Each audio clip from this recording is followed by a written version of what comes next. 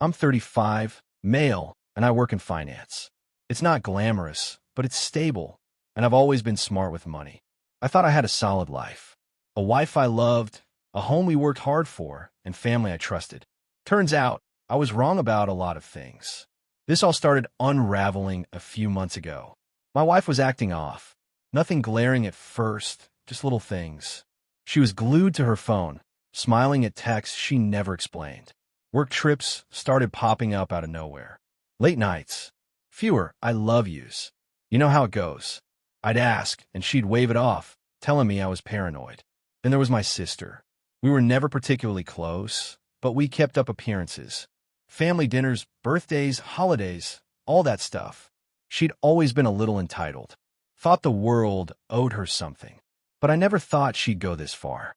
One night, something clicked. My wife was working late again, but when I called her office, it went straight to voicemail. No one saw her.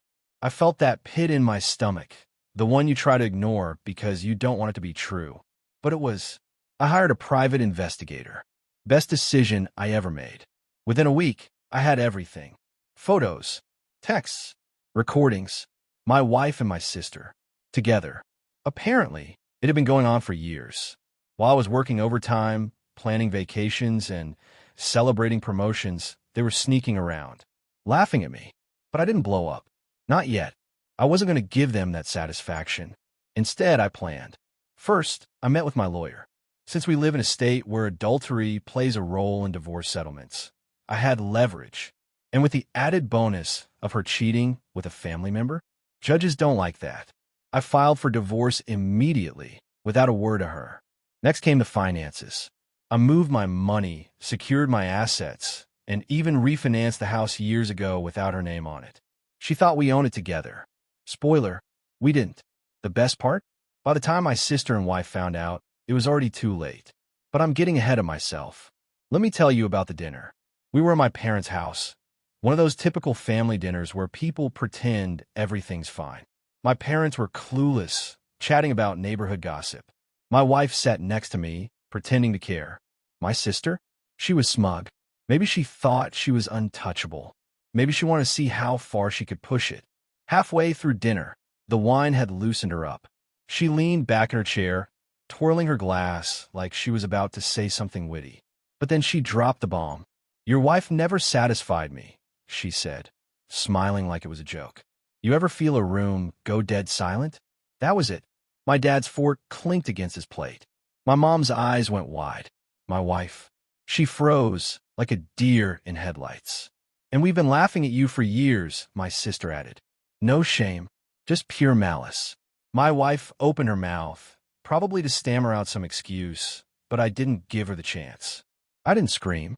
I didn't flip the table. I just stood up, pushed my chair in, and walked out. No words. Nothing. And that's when the fun really started. See, while they were sitting there, probably thinking they'd finally won, their phones started blowing up. My lawyer didn't waste time. Divorce papers were delivered. Court orders. Financial documents. All neatly packaged and signed. They called. Texted. Pleaded. I didn't answer. My sister's boyfriend, well, ex-boyfriend now, got a little gift too. The full investigative report. Turns out, he'd suspected something but didn't have proof. Now he did. He dumped her on the spot. My wife. She was furious. Not because she regretted what she did, but because I'd beaten her at her own game. She tried to fight the divorce. Claimed I was cold-hearted and vindictive. But the judge? Not so sympathetic. She got nothing. No house. No alimony. Not a dime. My sister wasn't any luckier. She worked in real estate, all about reputation.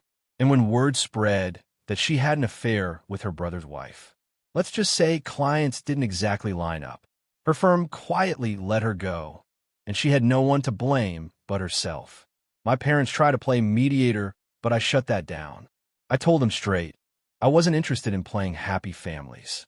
They could have whatever relationship they wanted with her, but I was done. My dad said he was disappointed in her. My mom cried, but there wasn't much else they could do. And my wife, last I heard, she was living in a tiny apartment, struggling to keep up with rent. No friends, no family, just her own reflection. I'm not sure if she ever thought it was worth it. But honestly, I don't care. I'm free. free from the lies, the manipulation, the constant feeling that something wasn't right. I sleep better. I laugh more. And I've rebuilt my life with people who actually care. So yeah, if anyone ever asks me if revenge is worth it, my answer is simple. Absolutely. And if you ever find yourself dealing with someone who thinks they can walk all over you, remember, sometimes the best revenge isn't yelling or throwing punches. It's walking away, knowing they'll have to live with the mess they made. But hey, if you enjoyed the drama, hit that subscribe button. You never know when karma might serve up another round.